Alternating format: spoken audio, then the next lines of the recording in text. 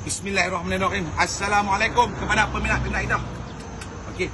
Daripada bunyi abang ada Ovaltine tak? Hari ni abang nak try Ovaltine tapi cara dunia. Cara dunia ni dia tak fikir ah. Jangan kedekut je. Okey, kita pakai gelas kaca. Apa rindu gelas kaca? Oi, lupa. Ni dia ni. Cancur dunia. Ni dia. Susu sikit kan. Jangan banyak. Okey dah cukup. Hak ni bukan ruang jari dah. Tengah ruang jari. Okey, 1 2 3. Okey. Sudah. Kita punya Ovaltine. Harga dengan fikir. Tang ni dunia yang harga. Kok jangan lah. Jangan marah lah. Allah, ada buat video lah. Marah kok. Dia ada kacau. Tambah air sikit tadi. Saya nak minum, saya tambah air sikit. Kalau hampa saya tak tambah dah. Bagi hampa jumpa kita tenang bayar, tak tenang bayar, klinik lengak.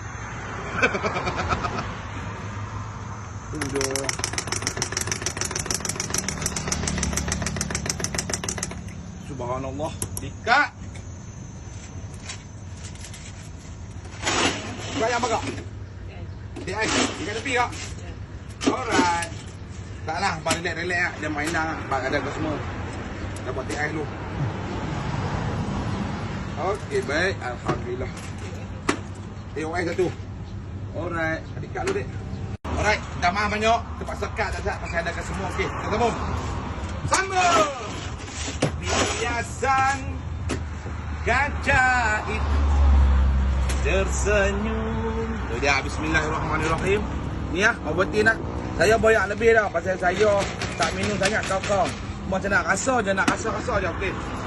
Kalau hampa main kedai saya nak rasa je, saya tak suka yang kau. Ni untuk hampa. Bismillahirrahmanirrahim. Ya Allah Tuhan.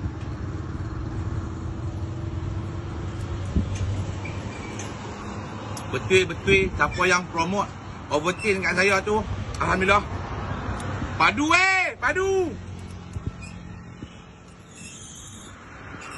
Susu jangan banyak ah. Ruah jari pun jangan. Tahu apa?